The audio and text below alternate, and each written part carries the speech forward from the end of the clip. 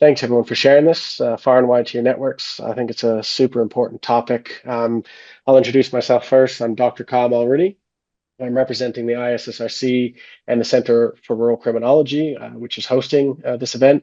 I'm the outgoing president of the ISSRC, currently serving as its secretary, and I co-direct the Centre for Rural Criminology with Dr. Alistair Harkness, who's also with us tonight.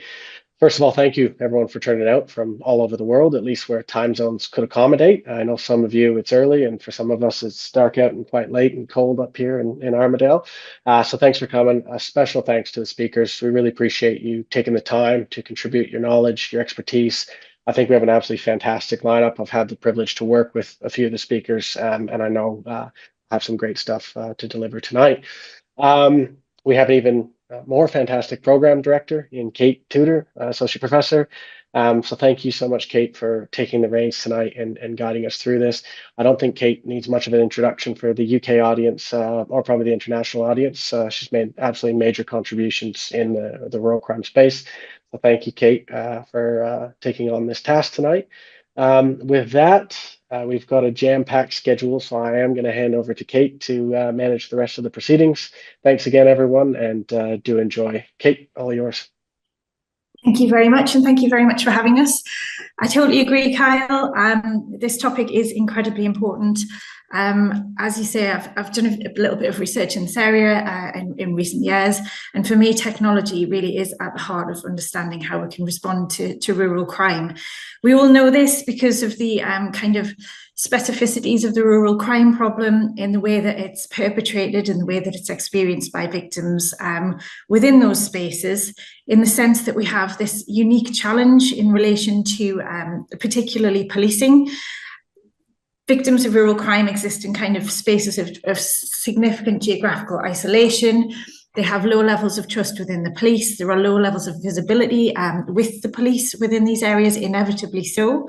And so we have this really kind of problematic space in which people feel abandoned, and technology actually offers an opportunity for us to actually address this problem without having to address the rather larger problems of funding and policing. We also have a kind of an enduring problem of the absence of natural surveillance in these spaces. We have the issue of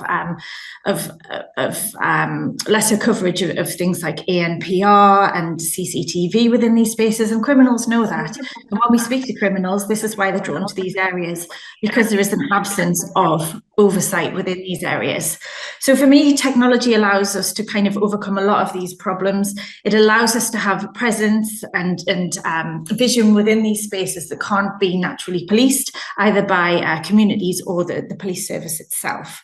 So today we've got a really exciting lineup of a really broad range of companies who are involved in the provision of these forms of technology. Not only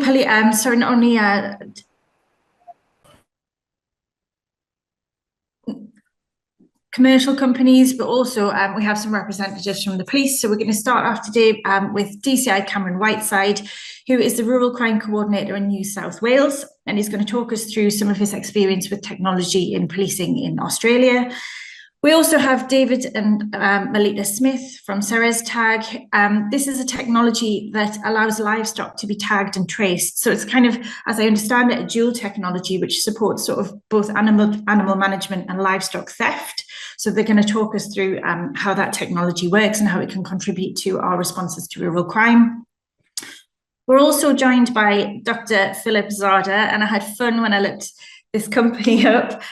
His company, Stoktake, has been described as Facebook for cows, which I think is absolutely brilliant.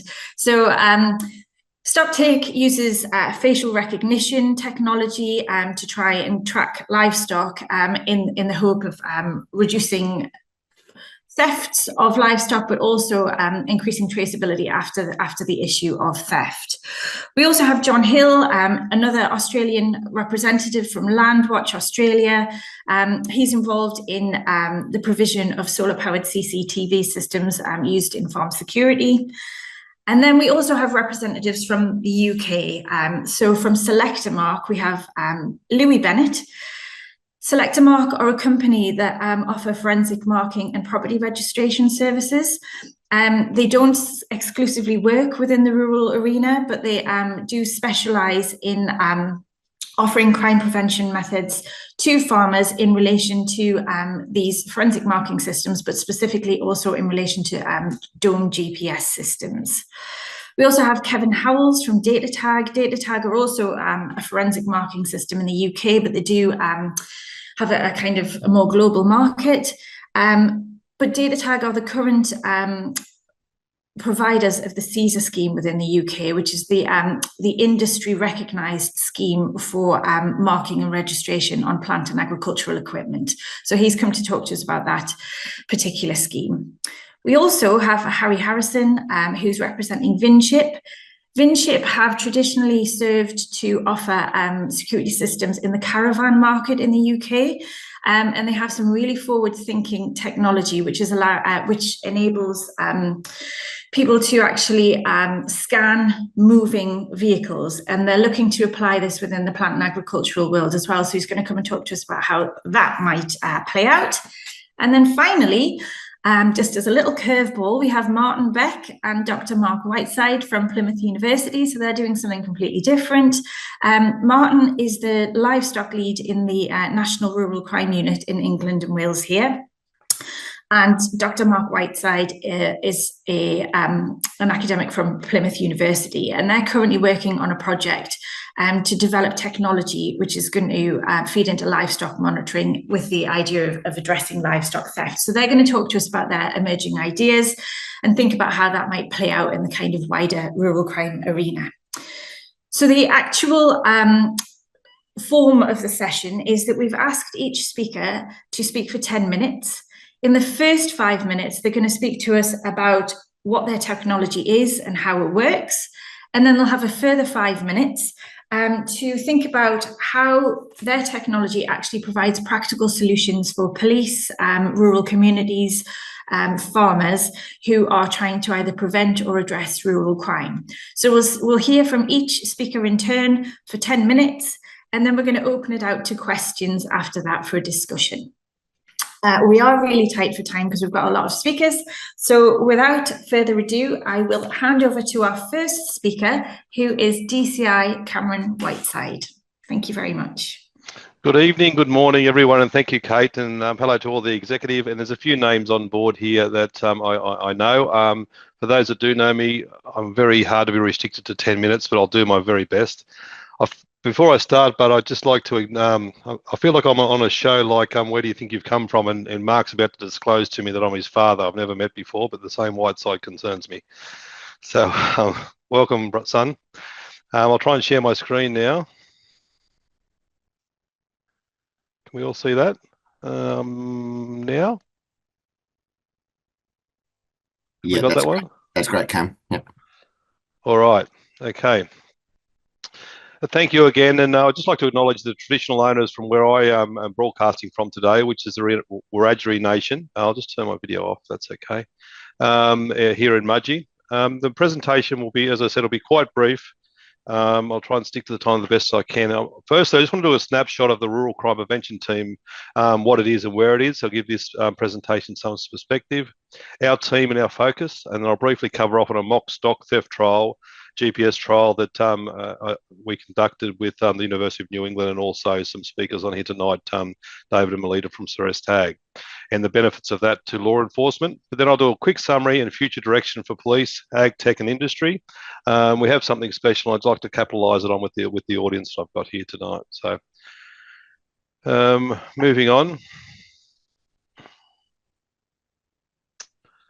To make sure at the right screen, just a brief overview. To those that haven't been to Australia or aren't familiar with Australia, New South Wales was where I'm responsible for the state rural crime coordination for the New South Wales Police Force. It's about 800,000 square kilometres, slightly bigger than Texas. People think nothing's bigger than Texas, but we are. Half the size of South Africa, Willie, and I know you've got significant more stock theft than us, but just bear with me if you will. The population of New South Wales is 11 million, with 3 million in the regional areas. Australia, approximately 22 million cattle, and just for our quintessential stock theft beast type, and with 4.5 million animals in New South Wales. The average size of our farm is 13,000 hectares, and the focus of the New South Wales Police Force or the Rural Crime Prevention Team is incidents of crime that impact on the function of the pastoral, agricultural and aquacultural industries. In essence, anything that happens on a farm is ours. This is our team, just a few snapshots of it, where my team consists of 63 staff, 53 rural crime investigators, which are all detectives, 5 detective sergeants, which are coordinators across the state, a policy and projects officer, 3 senior intelligence analysts, and myself. You can see from the different kit there what I've got on tonight, but also in the screen there, we've got a work uniform and our business uniform, which is quite significant in being identifiable to our rural communities. I just want to touch on the mock stock theft, which I understand, Kyle, and I think it still is. It's the only one, or the first one at least, of stock theft where we trialled the use of GPS tagging for orchestrated theft. Annually in New South Wales, there's $5 million worth of stock is stolen, low recovery and detection rates. And why is this? It's hand on heart, it's because of the identifiers are poor. The reporting is delayed and there's very much underreported. The stock theft, we used 20 sheep because they're easy to steal. We had the Cerestags collars on those sheep. And I won't go too much into the technicalities of it. One, because I'm a very narrow-minded detective of 35 years as opposed to anyone with any technical sense. But a geofence was constructed in Mappiapedia software around the boundary of the paddock. An alert was set for high accelerometer activity, geofence breach, and high distance movement. The experiments were split into 3 groups, each with their own roles and projects, being the thieves, the farmer, and the police. And this is just fast forwarding the incident we had. I had police located in the city of Armidale, which where the University of New England is. I had a uniform officer that had no knowledge of the trial, approximately 50 kilometres away, and 110 kilometres away, I had 2 other rural crime investigators that had no knowledge of the trial. Whilst the local officers had knowledge of the trial, they did not know what to expect. Since the breach of the fence, when the sheep were stolen, we recovered what happened there was the farmer would make a phone call to the police. The radio communications officer asked for access to the farmer's account and then took over the monitoring of the movement of the stock. We recovered the stock within 23 kilometres, and also 23 minutes from the initial theft. And then we backed off and let the sheep go again. The uniform officer had no knowledge of the stock being stolen or other than it was a trial.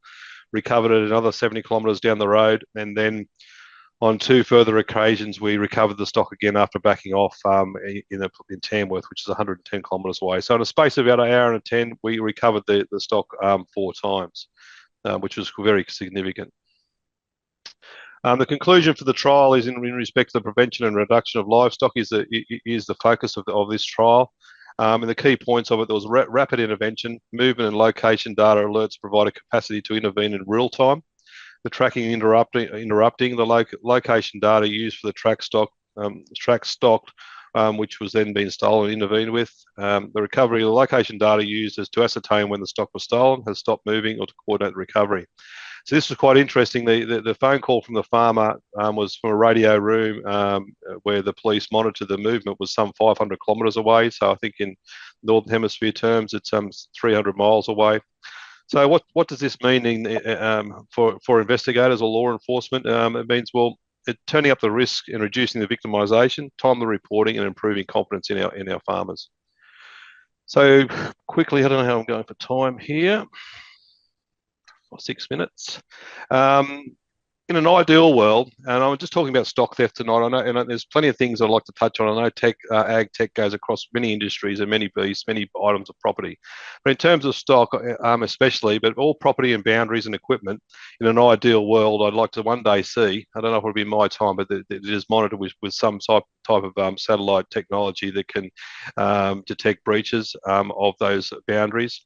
Ag tech continues to progress positively across all of our industry. The future across all ag tech is promising from a policing perspective, and I could talk pardon the pun, but I could talk to the cows come home about this, but I won't. I think it's quite easy to get whipped up in ag tech personally, and it's a very real need, I think, to get objectivity in terms of this. And Willie Clack online here tonight actually planted this seed in my mind some years ago. And whilst ag tech is quite good, the landholders' take up is not widespread. With some of the material or the ag tech, it's cost prohibitive, and new developments, farmers just don't keep up with it. There needs to be a balance with traditional target hardening and reporting. That is, ag tech alone won't solve the policing of rural crime or the detection of rural crime. It's not a golden bullet. And what I mean by that is I've seen this in the urban setting with young recruits and young police, and I'm sure my colleagues, I suggest, across the world would have seen the same thing. Is that, and also for a farmer, I think once you've got technology on there, a few cameras or a few different things, that they're not, the stock or the property's not going to be stolen. But from a policing perspective, I see new recruits rely heavily on DNA and fingerprints, etc., in urban settings, and I think a balanced approach needs to be done from a law enforcement's perspective to make sure that we still maintain the canvassing of police, the canvassing of locations, and to the good old-fashioned foot plotting to support the ag tech. So it needs to be a hand-in-glove approach, and I don't think tech itself will solve the problem, but there needs to be some way we can have a greater uptake of this technology, but also from a policing point of view, let's not get away from the basics of policing. I see the real research opportunity in a couple of areas, and what I'm taking advantage of this, Kyle, while I've got academics online. How do we make ag tech commonplace and accessible for all farmers? And I'd like to tap into the law enforcement agencies around the world. We do it quite often, but more so sharing what works. Quite often, law enforcement agencies, by their very nature, are quite insular, and in the industry can too. So I just need to know what internationally works, and I'd like to further that some way, shape, or form, looking for ideas and suggestions there. But what I'd like to see also in terms of a research opportunity from industry with ag tech is to target repeat victims through marketing. Quite often, and the reason I say this is that part of our team, one of the things that we've done is set up Operation Fortress, which is a repeat rural crime victim target hardening strategy where we identify repeat victims or repeat locations. We case manage those locations and allocate our rural crime investigators to those locations. We assess the vulnerabilities with the victim and assist with our target hardening. We encourage collaborative approach to crime prevention disruption, improving confidence in New South Wales Police Force to safeguard rural communities, and creating a strong working relationship with New South Wales Police Force, industry, and relevant stakeholders.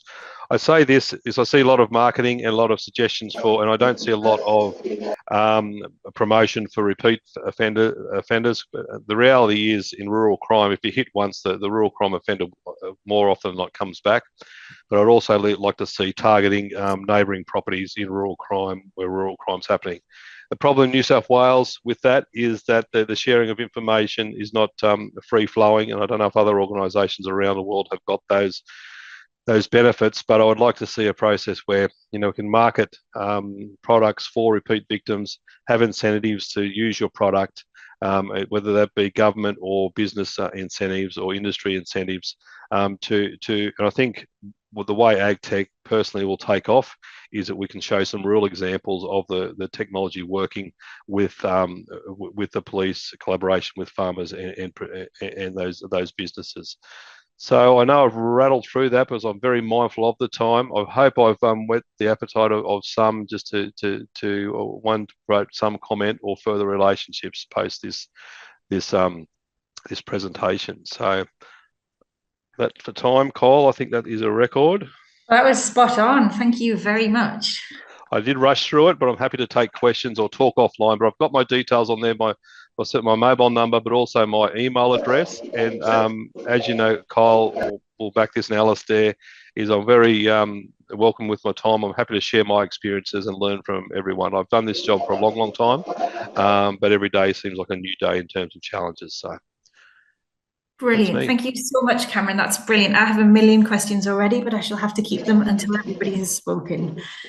Okay. Well, thank you so much for that. It was incredibly insightful. And already I'm seeing overlap with what we see in the UK. Although I have to say, my initial comments around geography exacerbating problems around rural crime and rural policing, you have those a millionfold in Australia quite clearly. So we shouldn't complain too much over here, I don't think. Thank you so much. As you say, Kate, that I think the closeness of some properties does help you, but it does also hinder you for opportunity. But I suggest we can bridge that gap through ag tech, obviously. So thank you. Brilliant. Thanks ever so much. Okay, next up we have David and Melita Smith from Cerestag, which leads on quite nicely. So over to you. Yeah, thank you, Kate, and it's good to meet everyone. You heard about some of the trials that has happened in collaboration with the UNE and the New South Wales Police Force. I'm going to talk more about our technology, so you get a bit of an idea how it works, what's in it, and then some of the other applications that. So before I start, that's the sort of size of the ear-tag. It's quite small. It's less than 30 grams, but I'll just put up share my screen so that I can show this. So can everyone see my screen okay? Yes? Yes, Right. we can. Thank you. Okay, so the product that we now use extensively throughout the livestock industry is called Ceres Ranch. It's a direct-to-satellite livestock monitoring platform. So in other words, we don't require any infrastructure whatsoever. We can record the location of the animal and also the activity of the animal anywhere on the planet. And currently we're working in over 40 countries. And I know there's people here in the UK and Wales that we've got quite a significant distribution that occurs in those particular areas. So the tag actually is applied very similar to any other livestock tag that you'd be used to, whether for identification or for management purposes. The alerts the inside the tag is not just the GPS, but it also has an accelerometer. And that accelerometer records the type of movements. And by applying algorithms across our machine learning that's also embedded inside the tag, we're actually able to record what is actually happening with the animal and set some limits as well. So on the tag is some high activity and no activity alerts. And you would have seen in the trial, what we saw in the trial that Cameron was referring to was when the animals were actually being stolen was the high activity of the animals as they have been rounded up and loaded onto the trailer. And that gave the first alerts to notify that there was something that was happening and needed to be investigated. And that's when they actually pulled up the theft right when it was actually happening, red-handed with the thieves. Of course, they let those thieves go, and of course the GPS started to be detected outside of the paddock geofence boundary, and with that set off an additional alerts. Of course, if someone was to come across and start shooting your animals and killing the animals and the animals drop dead with no activity, you would also get further alerts. Now, people ask us, how does this last? Like, how long does the tags last for? The tags last for 3 years. That black panel on the front is a solar panel. There is a LED alert as well that sits on the front and alerts people when there's also something going wrong. But the data we get comes through automated into a software platform of the actual producer's choice. So in the case that Cameron was referring to, we were using a software called Mapopedia, but there are other software that you could actually use as well. We have a whole suite of integrated software partners, which is available on our website if you were to go there. The beauty of the product, of course, is it's plug and play. You can do this anywhere, but it's very simple to get activated. Now, the uses of this technology is not just theft, which is an obvious one, but in the US, like last year, they had $1 billion of fraud where people were actually borrowing money and not actually having any livestock that they're actually purchasing on. So you got to think more laterally about what crime it actually happens. There's also intentional biosecurity alerts that we could be detecting if an animal changes its activity. So if they start dying in your paddock, of course, we'll be able to send that alert. And there's also the asset management. So people, what did they really do with those animals? Did they really exist? Now, the beauty of this technology is you don't have to have it on every single animal. You can have it on a percentage of animals. So it could be on 5 or 10% or whatever you think it's particularly required. The evidence that this now provides for crime prevention and to be able to timestamp when particular activities are happening is critical for if people wanted that evidence to pursue or to prosecute, or the authorities to prosecute with that evidence and the location that they end up in as well. Now, interestingly, there's this amazing technology that's now available in the market, but ironically, we also have simple signs because our brand is so well known now in the industry. We also provide simple signs that say satellite monitoring of livestock. And it may surprise people that everyone who has bought these and placed them around their property have never had any livestock theft.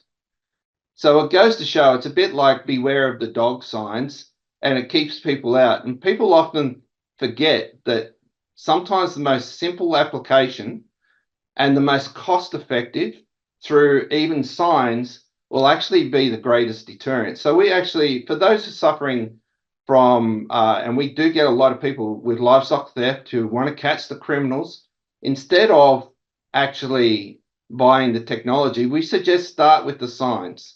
If it then continues, then move to the actual technology itself as well. So anyway, that's a bit about us. Thank you. Thank you very much. Again, David, I see huge echoes with what's going on here in the UK, particularly around pushes around signage and the effectiveness of that. So it's really good to see kind of practice cutting across all different jurisdictions. But I quite agree with Cameron in the sense that we ought to use this as a platform for us to get together in a kind of a more discursive setting to try and disseminate that best practice a little further. Thank you ever so much for your time. Is Melita speaking too, or is it? Well, David kind of covered it, so that's all good. I just noticed a question popped up about whether the signage is a legal requirement. It isn't a legal requirement in Australia, but we have found that people engaging who are looking for a quick fix and the opportunistic, as Cameron was saying about return victims, that potentially having that signage just to let people know that monitoring and engaging with this technology is occurring, and therefore, move on to somewhere else is a big impact, because the social impact is so huge, as well as the impact to the producer that it's happening to. So, yeah. Otherwise, David covered the technology just great. Brilliant. Thank you very much. Okay, next we have Dr. Philip Zada from Stoktake. As I mentioned earlier on, this is described as the Facebook for cows. So he's going to come and talk to us a little bit about his technology. Thank you very much, Philip. Awesome. I'll just share my screen. That should be coming through. Yeah, we've got that. Thank you. Awesome.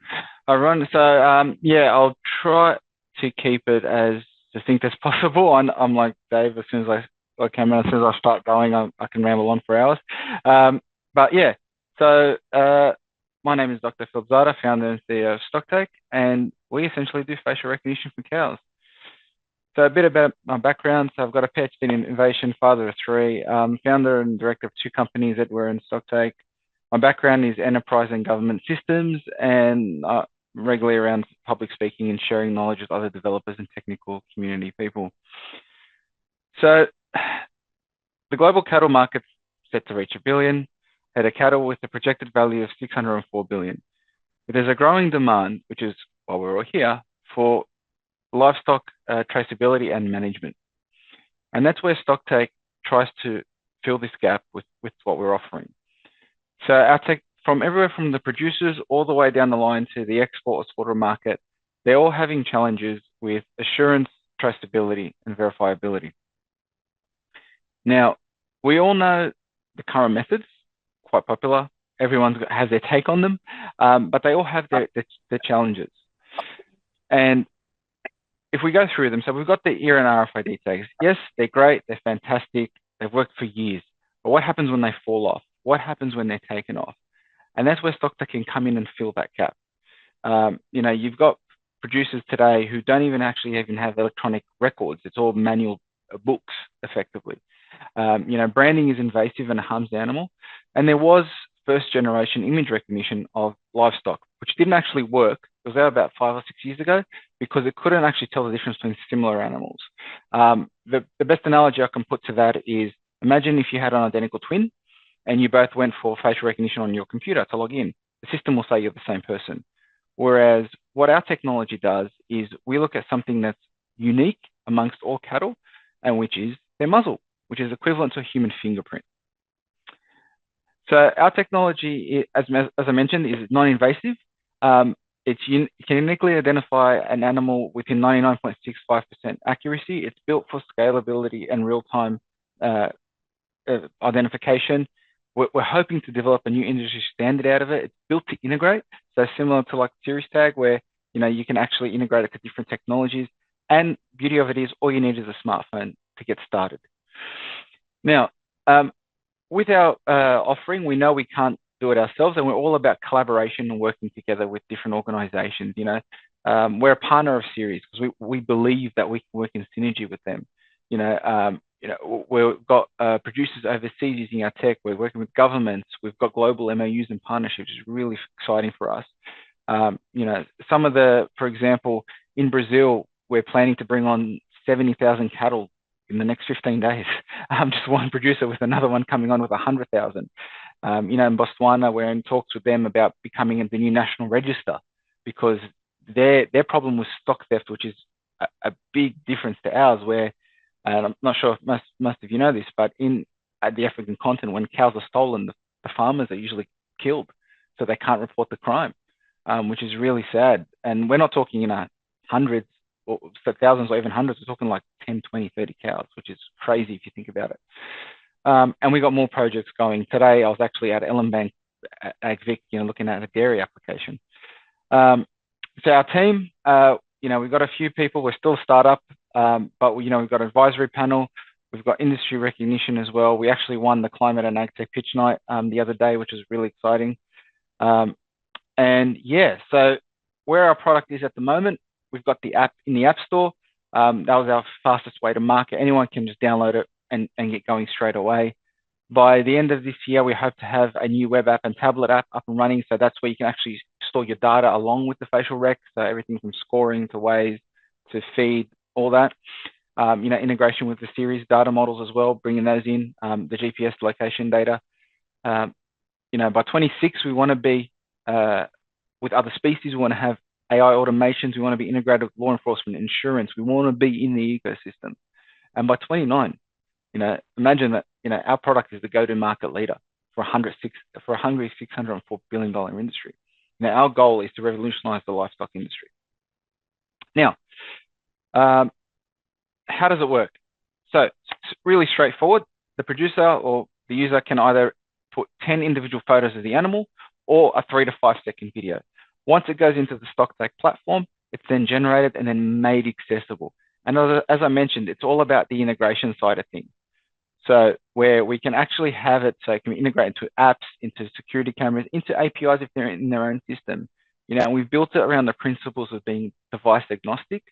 We've built it with the ability to integrate. We want to support those multiple use cases, and we're all about collaboration. And that's one of our key drivers. Why now? Why is this a thing? we're all here. I don't need to explain this, but cattle rustling is a thing. Most people don't think it's that bad, but it is, depending on where you are in the world. Quite recently there was the case in WA where $250,000 worth of cattle were stolen. Tags were taken off and sold in Northern Territory, illegally. And that's just one of many cases. Now, how can it work? It's all about the collab. I was very surprised when I came into the AgTech space and I found that collaboration was relatively new. Like, not a lot of people wanted to get together and actually combine forces. And that's where I think, and again, just reiterating what Cameron was saying, what Dave was saying, it's all about working together and just having that solution. Everyone has their own, use cases, and having it there just makes it really powerful for the producer. And by them integrating and coming together, it really allows them to just be as hands-off as they can, because we all know workforce shortages and all that thing. But it's also about then, how do we then empower not just the producer, but the ecosystem? So how do we empower the law enforcement that if they do find a cow on the side of the road, or if they think something's a bit dodgy, how can they, verify that? And that's where this all comes together. Yeah, so I know I spoke pretty fast, but I thought I had a lot in there. But anyway, we're wrapping up. My name is Phil Zada, and we do facial recognition for cows. That was absolutely brilliant. Thank you very much. I've learned a great deal from that, I have to say. Okay, we are now staying with our last speaker from Australia, John Hill from Landwatch Australia.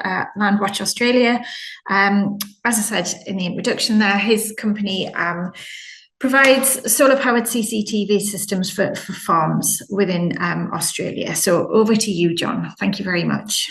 Thanks, Philip. Sorry, Kate, I just dropped out there. Sorry, no worries. Yeah. Do you have access? Ready to go? Yeah. Yeah, no, I'm good. Yeah, thanks, guys. Thanks for having me on. So, as Kate alluded to, my name's John Hill, one of the brothers that run Landwatch Australia, together with three of my brothers. We have a company that provides security cameras for mainly outback cattle stations and all rural enterprises. I'm actually now out on a station in the middle of Queensland, 40,000 acres just at the shearers' quarters, hence the backdrop behind me. And we're out here just looking at how we can cover the place in cameras. So as Kate mentioned in the intro there at the start of the night, one of the big issues with putting cameras on rural properties is the power and the connectivity. And that's really where we start as a company. We started by covering as many properties as we can with all different types of cameras and power and connectivity to try and figure out which one is going to work the best in a rural outback setting. And as all of you know, outback Australia is some of the harshest environments in the world.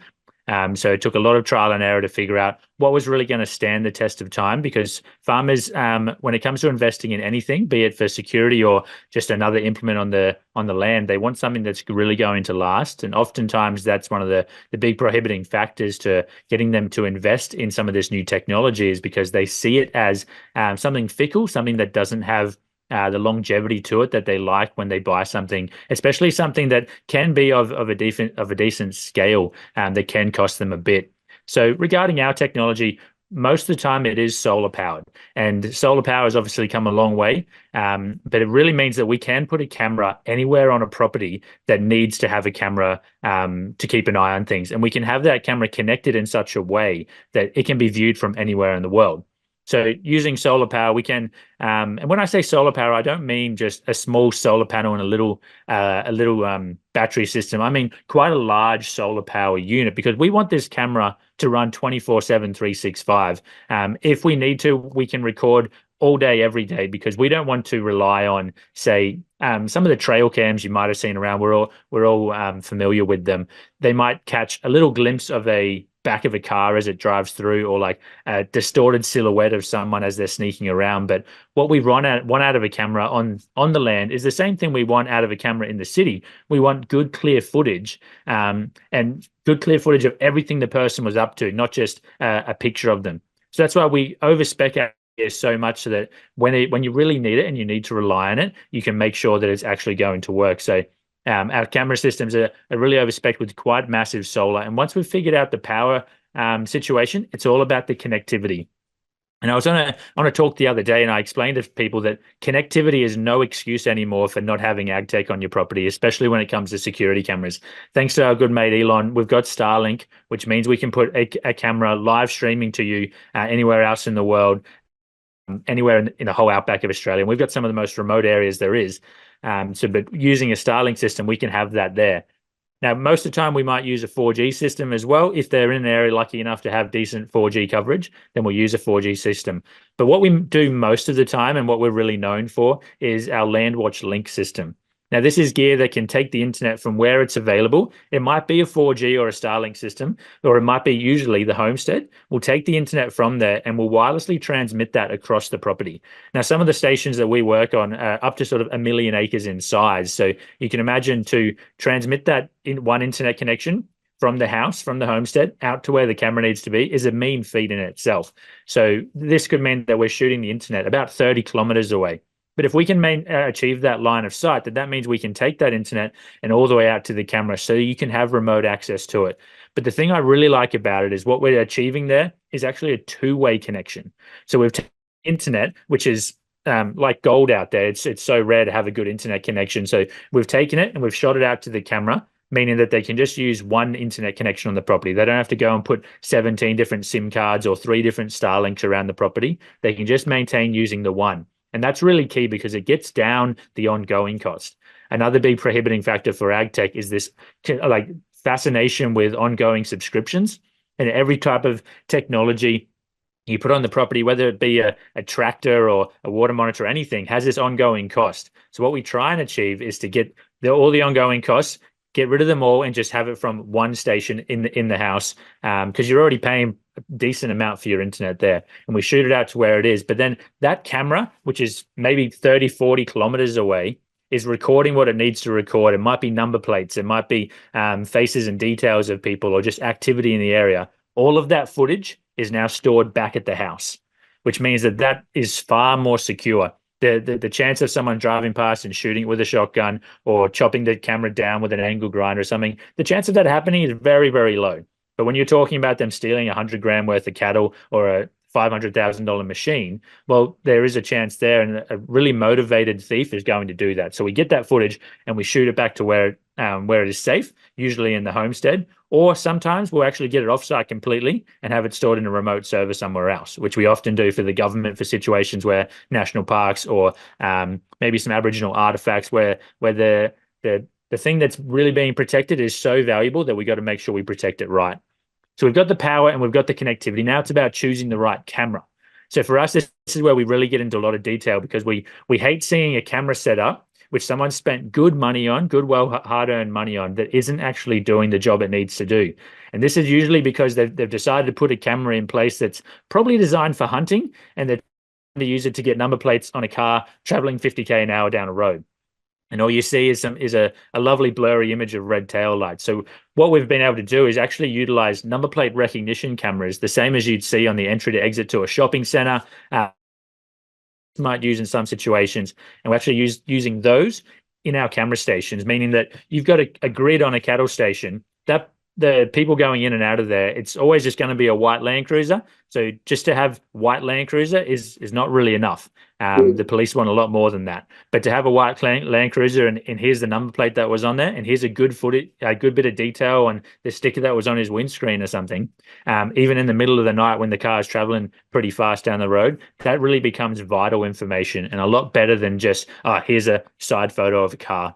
Same goes for when it comes to around the sheds or around the cattle yards. To actually have cameras that can provide good, clear footage is really essential. So we're all about the right tool for the right job. And this goes one step further in making sure that those cameras can alert somebody.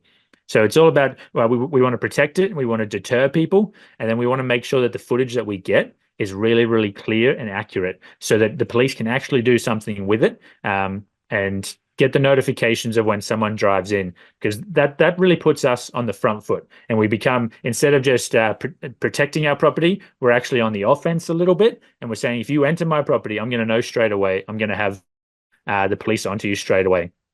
So I'll sort of wrap up with a story that just happened. my brother got an alert on his phone because a local church was really under attack by a lot of people. So we put some of our cameras around there. And whilst this church wasn't in a rural setting, it really speaks to how these cameras work. His phone goes off, brings it up, he's got an alert. There's human activity where there shouldn't be. He's able to dial into that camera and see people walking around, entering a shipping container, and taking out things they're not meant to. So he's on to the police and said, I've got them in my sights, and the police are rushing over there as fast as they can. And he says, when you get there, turn right, you'll see where they are. And as you see the police car come in on the footage, he's able to say, hey, that shipping container there, they're just behind there. The police officers walk around the shipping container, bring out 2 of the offenders, and just really speaks to how cameras that are in the right place, seeing nice and clear, can actually be used. And we see this all the time with in a rural setting. Just the other day, we got a call from a client in New Zealand who was having a lot of stock theft, a lot of sheep go missing. And he was able to say, I've got footage of someone coming in on the side road, picking up a sheep, putting it in their car. And when he took that to the police, they were able to take it, prosecute. And then what happened was word spread through that community. And he didn't realize that his little side lane was actually known in the community as the place to go to get a sheep. And now that word spread that the last person to do it got caught and was actually prosecuted for it, word spread that you don't go there anymore. And then all of a sudden that started to happen, and he started to get the results that he wanted, not just catching one guy, but actually deterring the entire community from ever thinking about coming to his place. That's what we're all about. And yeah, I'd love to have any questions later on, but yeah, thanks for the opportunity, guys, to speak about what we do. We really love it. Thank you so much, John. That was really interesting. Brilliant. Okay, at this point, we are going to leave behind Australia, and we're going to look across to the UK, starting with Louis Bennett from Selectamark.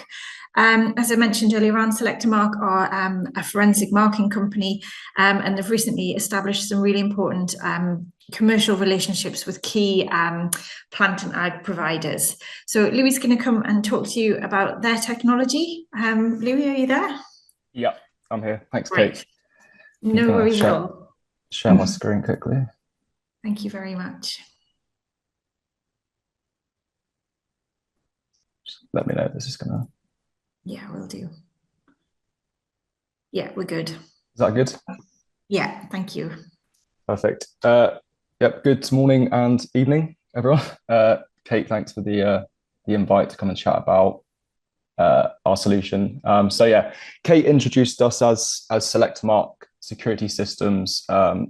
Essentially, we do a range of asset protection solutions, but today I'm going to focus on Selected DNA, which is our forensic marking technology.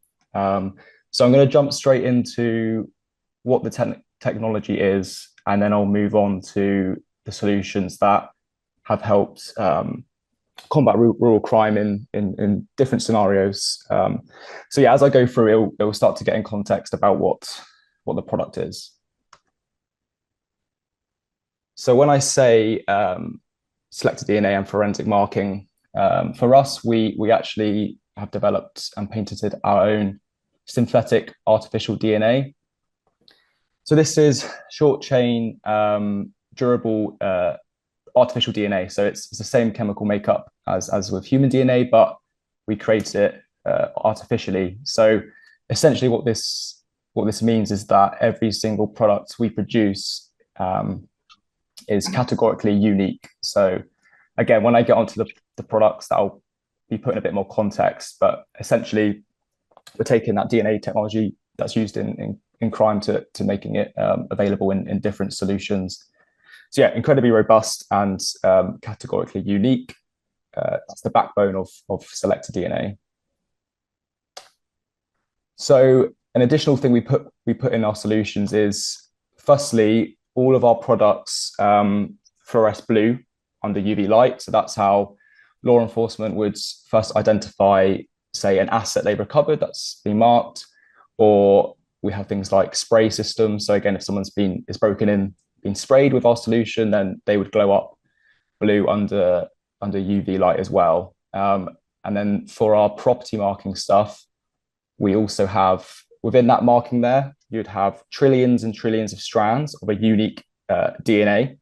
You've got the UV, and then the last thing you've got are we put hundreds of these microscopic discs that under a microscope would allow, again, law enforcement to instantly identify that unique code, search it on our database, and then know who the rightful owner is.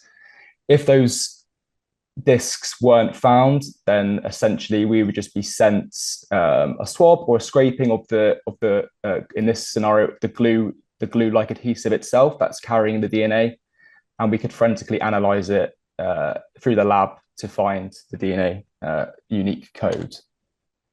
So, as I briefly touched on, every customer person would register their unique DNA code on our database, which is 24/7 accessible by the police, and that's worldwide. And any member of the public has at least the ability to know if a piece of property or assets been stolen. And obviously, they're not going to have the ability to check for microdots and DNA strands, but we have things like visible labels and stuff, which I'll get onto, which also display that unique code. So I'll just breeze through this because it's kind of just technical stuff. But yeah, backbone to the technology, dealing with forensic evidence, so it's got to be secure. And just to mention that the SI passed grade A external accreditation, basically saying that our solutions, when they're marked onto property, are being tested to survive in extreme external conditions for a minimum of 5 years. So it's very durable, and especially in obviously agricultural environments where it's going to be harsh. It works for that. Again, a vital piece that we have as Selecta DNA is forensic lab in our headquarters, which that accreditation there, ISO 17025, basically means that our forensic analysis is to the highest possible level. So when it goes to court and our evidence is used, it's basically got a massive rubber stamp to say it's been carried out at a high level and thus can be used in convictions. So there's people from different countries, and we do work internationally. We've done work in Australia, and we've done work in New Zealand on home protection, and in New Zealand it was protecting Bank of New Zealand. We had spray systems in the banks, and that was a really good result. So yeah, just to say that we do have that presence, and we work across different countries. I like to chuck this slide up because it's quite interesting and a bit different. So we're known to be the only forensic marking company that has search dogs that have been trained to specifically detect our solution. So whether that's discarded items or scrap metal yards or chop shops or even in home warrants, the dogs can be hired by police or private sector to help that backup of identifying marked items that then would link back to the owner and potentially convict someone in possession.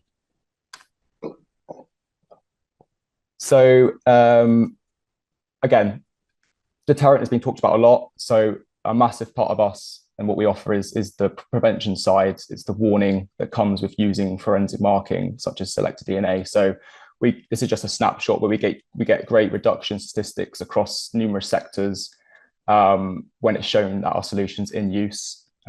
Again, I can send all these stuff across. So I'll just get onto the products just to show how it's actually used in the rural sector. So as I mentioned, property marking, we work across the board marking, from power tools and small tools up to plant and GPS systems on those tractors and stuff, which we know is being targeted heavily in the UK at the moment.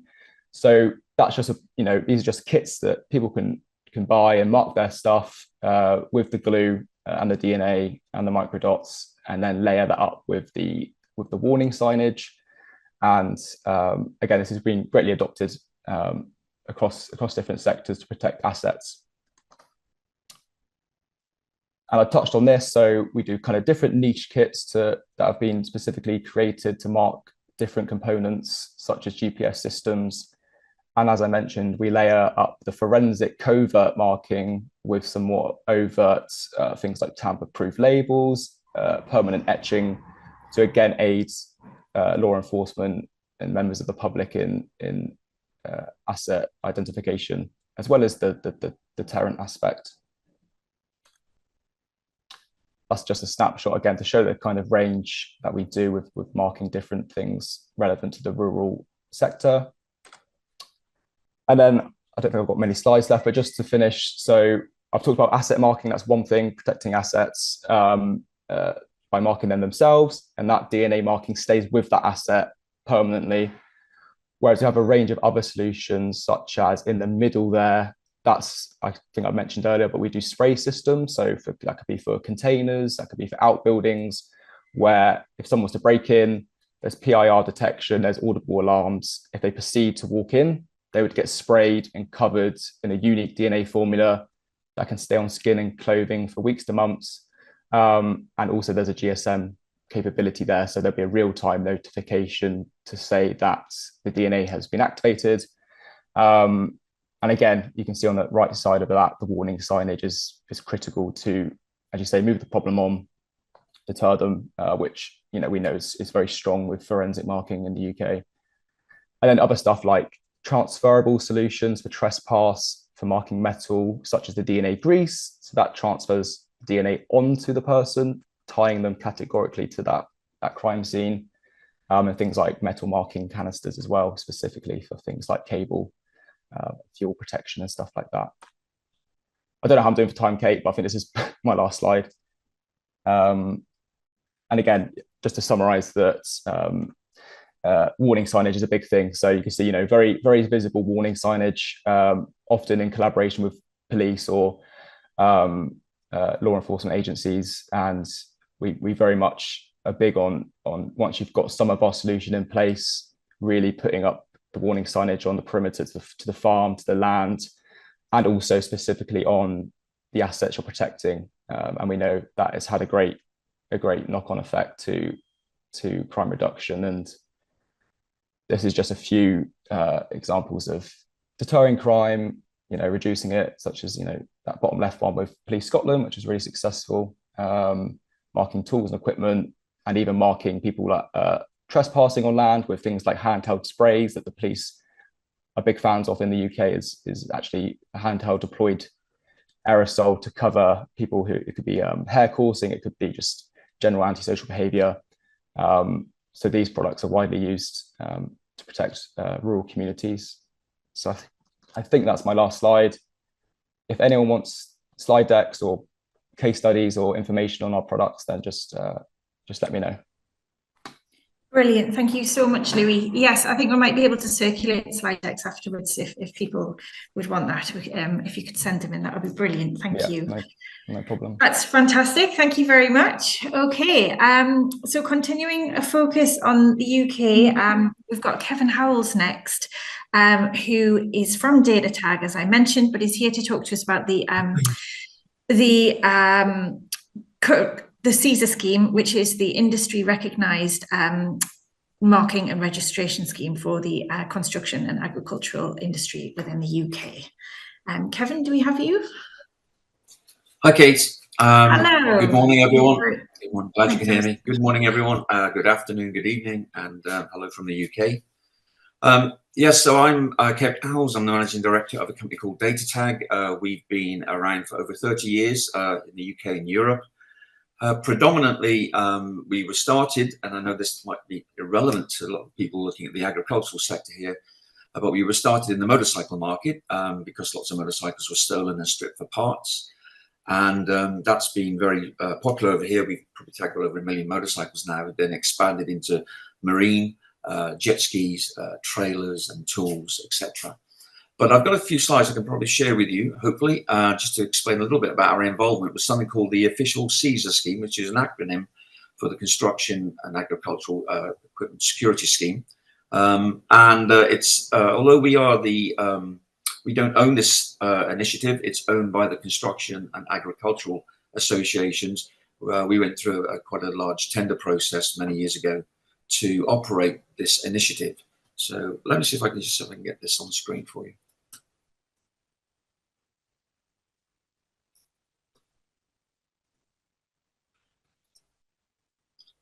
Okay, can you see that? Hello, Kate? Yeah, we can see that. Perfect. Thank you, Kevin. So in the UK and around Europe, we estimate there could be as much as 1 million to £1.5 million worth of plant and machinery stolen every week. Across Europe, we don't have any accurate data.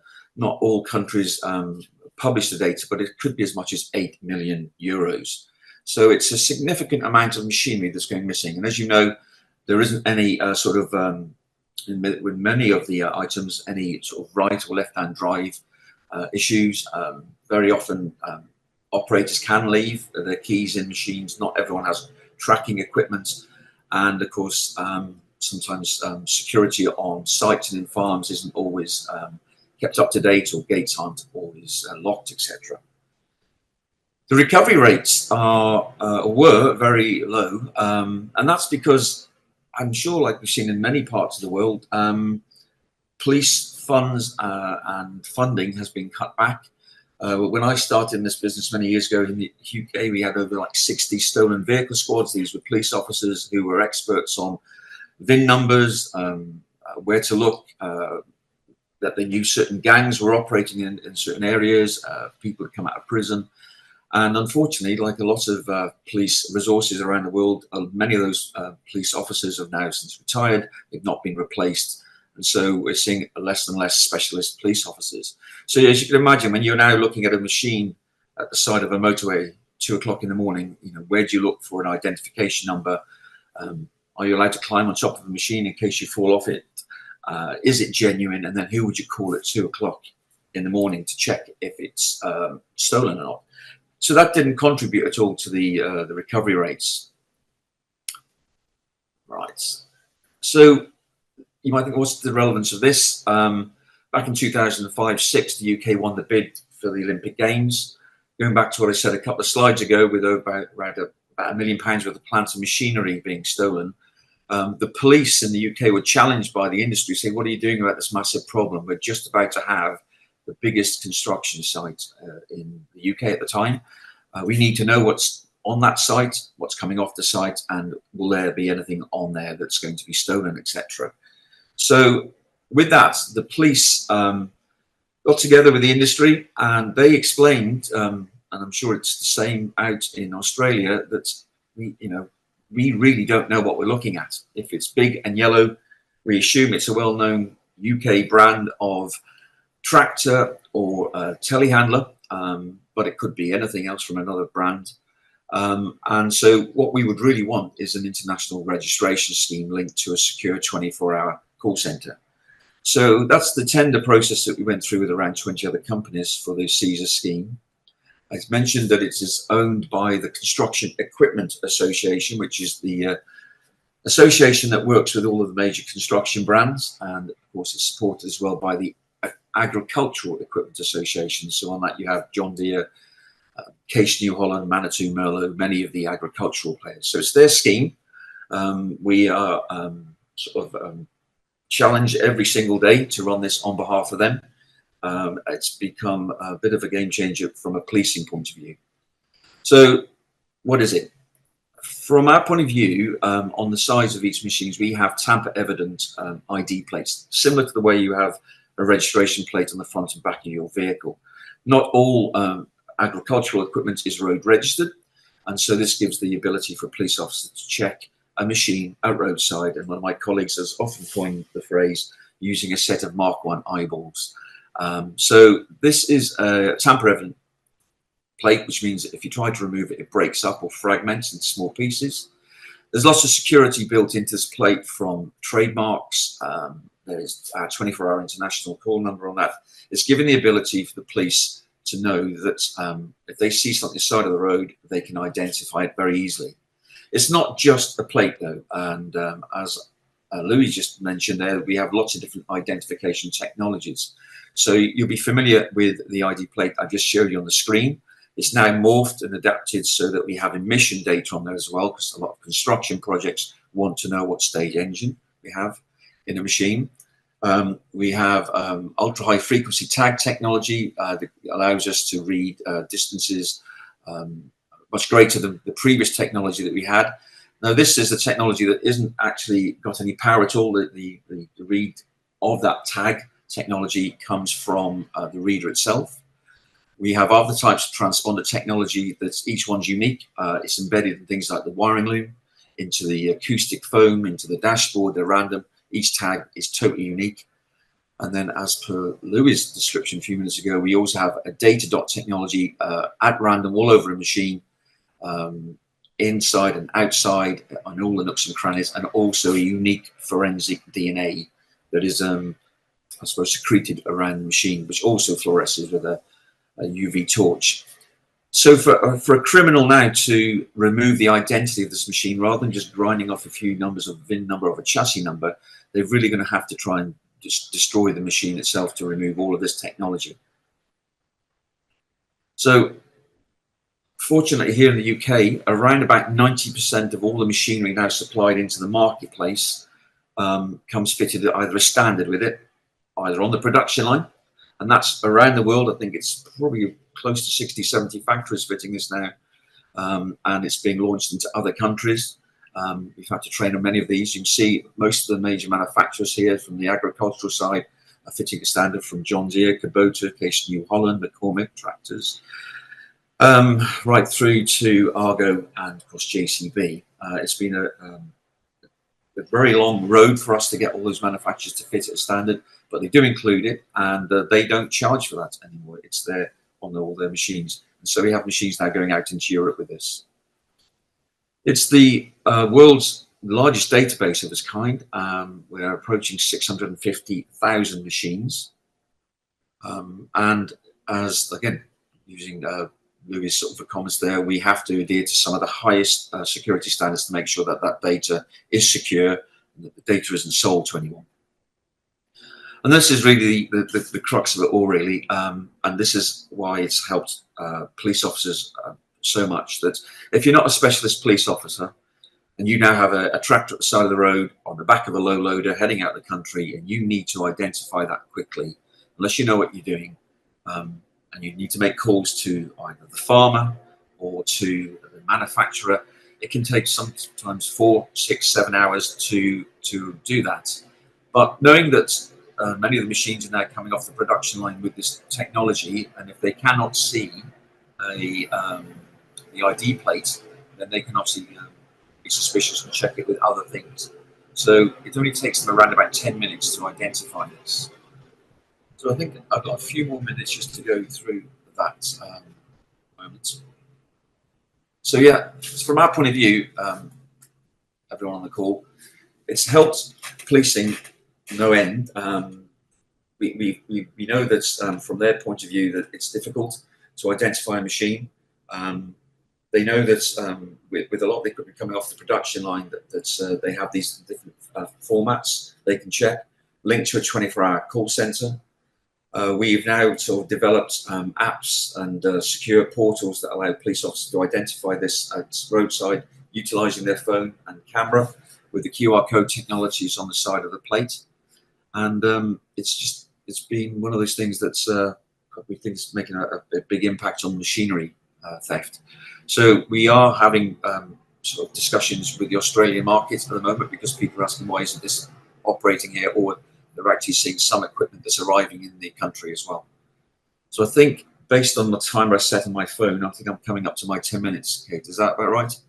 That was absolutely brilliantly timed. Thank you very much, okay, Kevin. Well, thank you, everyone. I'm astounded at everybody's timing skills. That's brilliant. I think that really gives us insight into the kind of strengths of schemes that draw on kind of centralisation and standardisation. So that's really helpful. Thank you very much, Kevin. Next up, we have Harry Harrison from VIN Chip. As I said, Harry's going to talk to us about some of the technology that VIN Chip are looking to transfer from the leisure market, predominantly in relation to caravans, into the world of plant and ag. Harry, are you there? Okay. Good evening, and yeah, very late start or finish for the Australians amongst us, and hello to the other attendees. Good afternoon, good morning. I was asked to just have a bit of a discussion around what is a technology, but I think it might be mindful to just have a bit of a step away from the question and reflect on why we're all here. And it's rural crime, it's those farmers, those owners of farms that are being targeted. And I think the first speaker, DCI Cameron Whiteside, suggested that it really involves collaboration of the market, and that there isn't a silver bullet. I think they might have used the phrase golden bullet, but either way, but over precious metal bullet, there isn't a single solution to this. So what can we do holistically, and what's happened over the last decade? I think it's probably useful just to have a bit of background, because I'm sure the manufacturers, well, I know the manufacturers have had the same processes of these machineries for decades. And there was a time when all machines had the same key, which was quite unusual in the market. But actually, it wasn't the manufacturer's fault. It was often the requirement of the users. So farmers often required farmhands from various parts of the large estate to be able to access the machinery, and having a single key was a challenge because they didn't have any key management capabilities. So it's that type of impact that caused them challenges. So, but over time, they've introduced unique key, similar to the car market. They've started to look at immobilization and even telematics or GPS tracking. So that's being fitted by the manufacturer, all really good, positive things. But I suppose you've got to look at where the car market is now, and car theft is increasing again.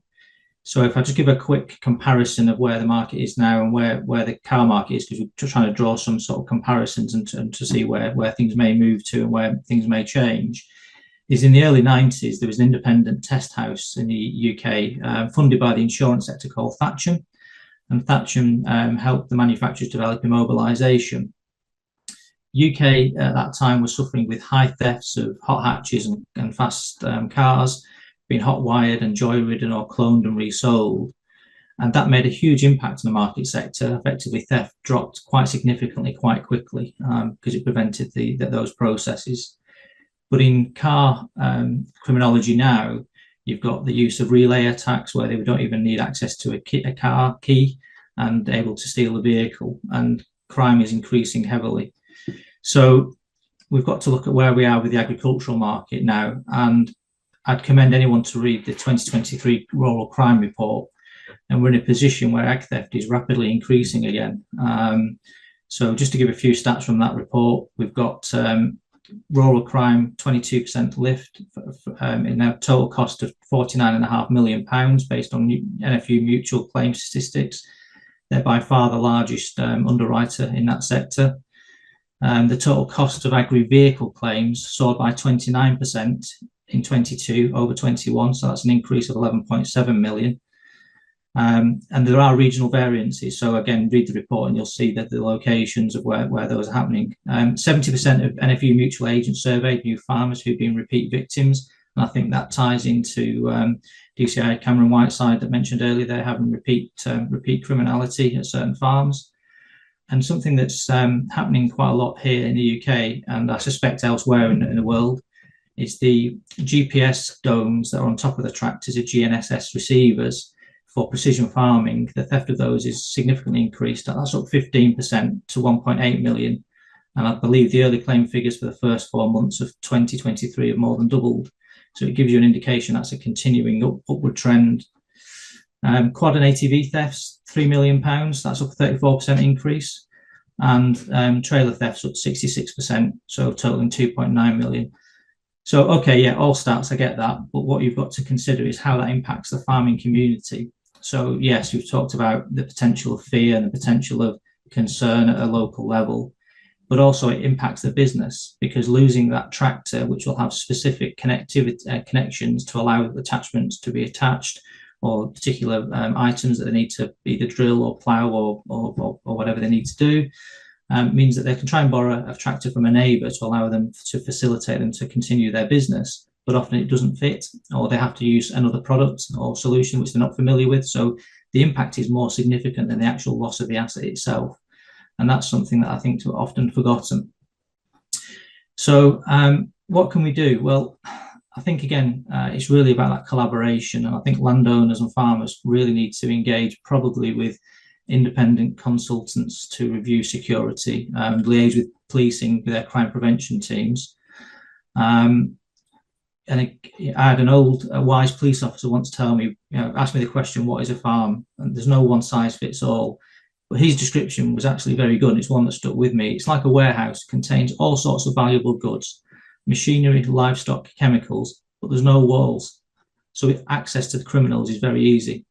And it's something that sticks with me. So working in the security solution space for sort of over 25 years, typically there's a focus on the concentric rings of security and looking at that outer periphery and how you make those circles more robust as you get towards the centre.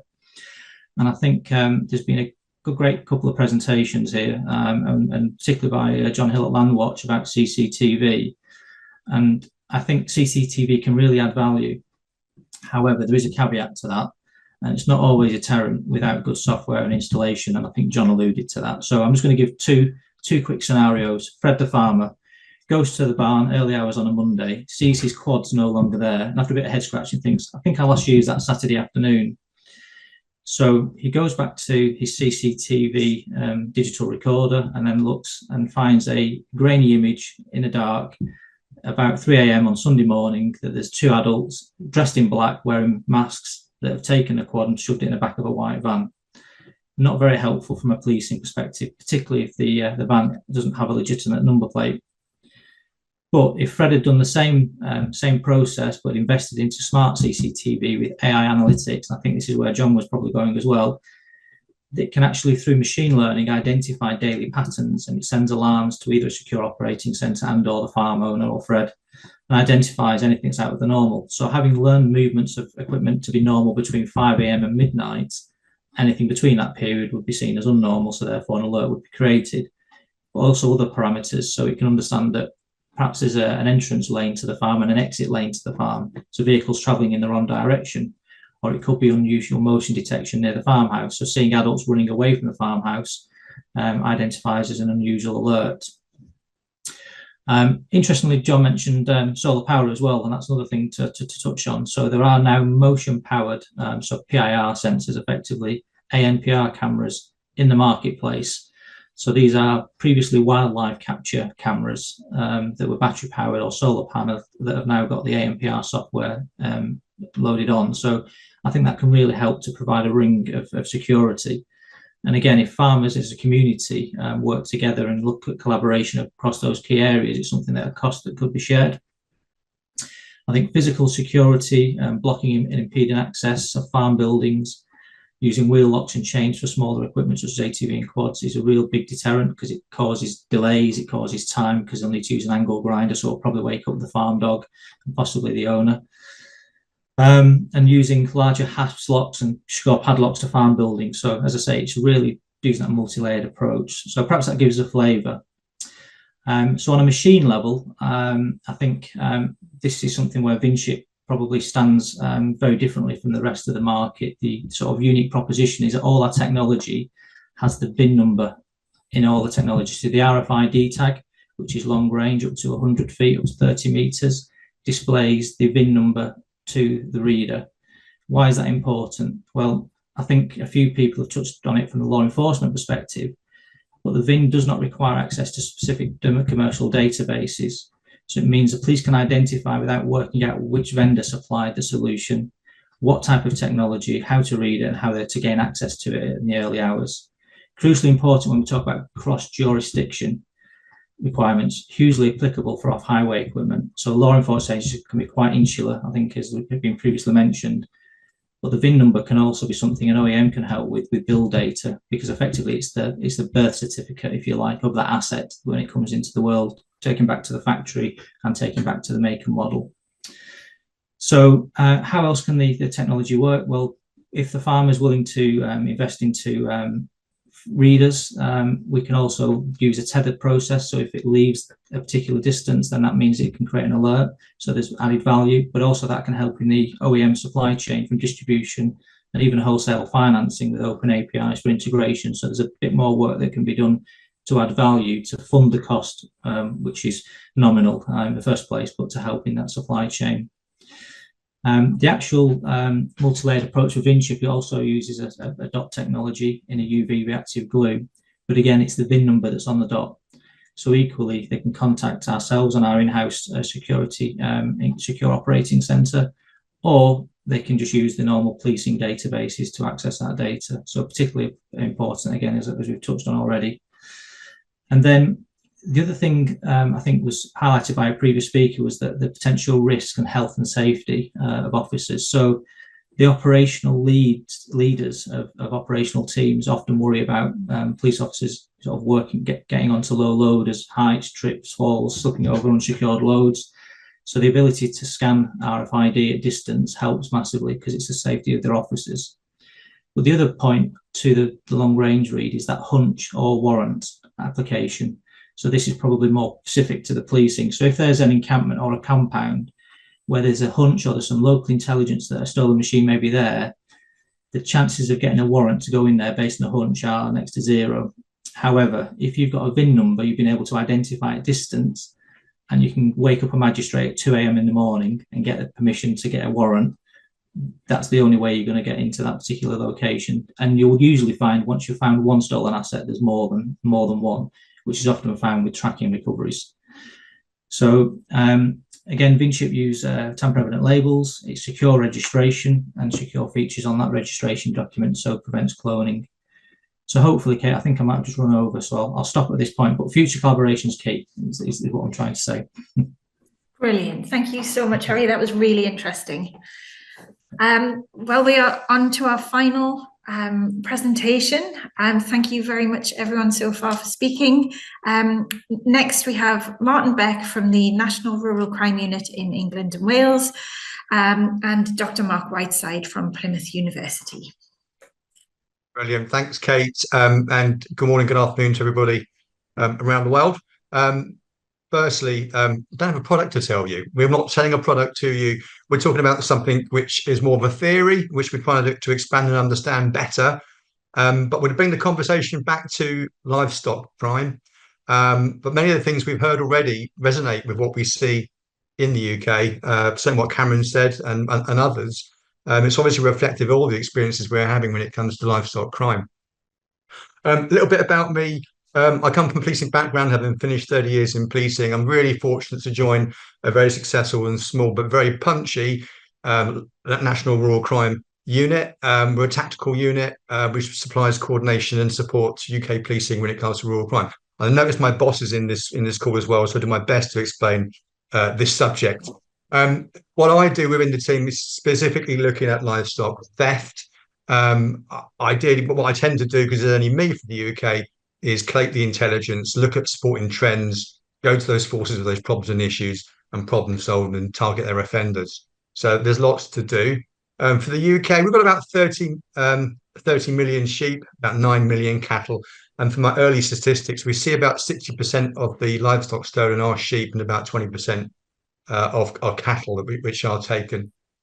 I was really fortunate quite a few months ago to meet Dr. Mark Whiteside at a country show. I had some really interesting discussions about the work he's doing for UNE University, but also in his live lab. Let's start the presentation. I don't usually use Zoom, so let's see if this works. There we go. Please let me know when you can see it. We're good to go, Martin. Thank you. Brilliant. Okay, so exploring the benefits of technology with animal behaviour science, and that's to confront livestock theft. You know, some of the issues we're facing around livestock theft, as I said, are uniform across the globe. But what Mark's been looking at is creating solutions and strategies for sustainable land management. So that's knowing where the sheep are and what they're doing when it comes to soil biodiversity and compaction, grazing, and animal welfare. So we went to, I think we visited his live lab up on the foothills of Dartmoor, which is quite a rugged, remote, and exposed part of the southwest, to see what he was doing, but also want to learn what he's doing, but what his application is when it comes to livestock theft and how we can use it. So, slip that across there. From Mark's perspective and from the farming perspective, and we've heard the solutions, but the farmers themselves, that they find it really hard to know where their animals are in these vast open areas. We know, and we've discussed, and there is solutions there for poor connectivity. And our farmers typically, they don't like to spend money, so trying to get them to use this stuff and invest has been quite hard. So we know that there's very limited 5G is non-existent on Dartmoor and various parts of the UK still, certainly 4G and even 3G. So getting a connection is really hard. And of course, so the lack of precision in that. So from the policing perspective, yes, we've got those points which Mark raised, but also I'm finding that farmers typically, how do we empower them? How do we get them to use this kit? So we're trying to find out ways which they can use it, which benefits their business, rather than seeing them buy it specifically for theft prevention. So they just won't pay the money. So financially, how do they integrate this into their business? But also there's obviously different types of theft we're seeing, different theft methods. So from the upland farmers with vast, not quite as big as Australia, but many miles of open grazing land, and also hill farmers where they're having enclosed land as well. So we're seeing different types of application, but the one common thing in all this is the sheep itself. And I'll stick to sheep rather than cattle, just because it's our larger theft type that we're seeing in the UK. So we're seeing good products emerging. We're seeing forensic marking. We're seeing great tagging and traceability products. We're seeing DNA profiling come onto line. I think that the prevention paradigm needs to shift from the basic advice we're giving our farmers towards these solutions, but also stick to more basic policing with it as well. So there is some really good emerging products coming out there. The vulnerability of our farmers is well documented. Obviously, Kate's worked on this as well. We've seen some great work going on. We know and understand our vulnerabilities in the farming sector. We need to understand how they can use it to defend themselves. Right, next one. Mark, this is over to you. Bit of a double act today. Hi everyone. So because it's a double act, Martin, I'm going to have to get you to click the slides when I need to go on. So a bit of my background. I'm a farmer by trade, but I'm also now a researcher and lecturer at the University of Plymouth. And we deal a lot in using advances in big data approaches and the advances in sensors to understand more about our animals. So from here, we talk about behavior, but we also think about physiology and welfare. And I was really fortunate to be in a recent review in Science, which is, oh no, sorry, back. Oh, well, we've gone on, Martin, quite a few slides. A second.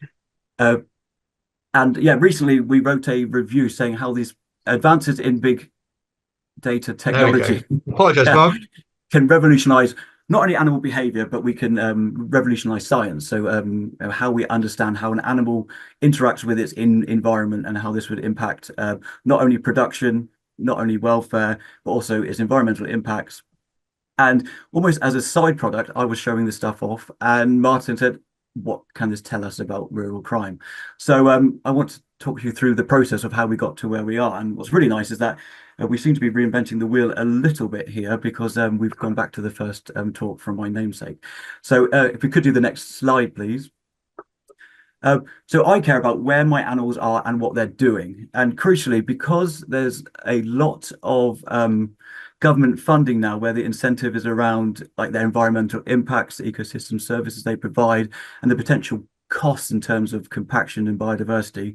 Pretty much, we want to know where an animal is and what is it eating, where is it standing, where is it defecating, is it any problems with antibiotics, and then how that then goes into more of the catchment. So we actually made our own tags. So this is my sheep. You can see me attaching some collars to sheep. This is the first iteration. But what we wanted to do with our robotics team is try to put any sensor we can into a collar. So we're talking accelerometry, which we've heard today, GPS, but also we're looking at physiological measures. So we're looking at temperature and ideally oximetry, so looking at blood oxygen levels. So because we want to bring precision into this network and into the system. So this is what the sheep look like. And next slide, please, Martin. Sorry, this is terrible. What we're able to do is know where an animal is, and we know what it's doing. And crucially, when it comes to like environmental impacts, we need to know this at a really fine scale. So we use accelerometry to be able to tell state behaviors like foraging, but crucially, we need that almost to the sub 1 meter or the sub centimeter level, because we want to know, are they eating that really rare orchid, which the government is paying for you to protect? Or where is it defecating? Or where is it standing? Is that going to have an impact on flood management? So this has been done before. We're doing it probably at a sheep scale, perhaps even at a landscape scale. Next slide, please, Martin. So this is evidence where we're using this for environmental consequences. Like I said before, this is how a farmer is getting paid sometimes, is making sure that the animals are doing the right thing. So we've got an example here on the left of compaction, and on the right simply foraging on an area where it should be. Again, this has been done before, but not necessarily at a catchment scale. Next, please, Martin, sorry. What's crucially with my work, this is like sub-centimeter, there's a lot of data coming in, and those collars which you saw involved me having to capture the sheep because the data was stored on the collar.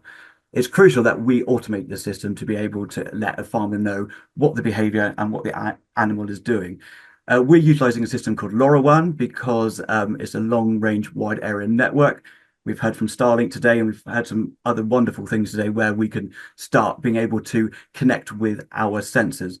We use LoRaWAN because it is relatively cheap and it's able to detect any kind of sensor within line of sight. So we'd be able to detect sensors from 16 miles away.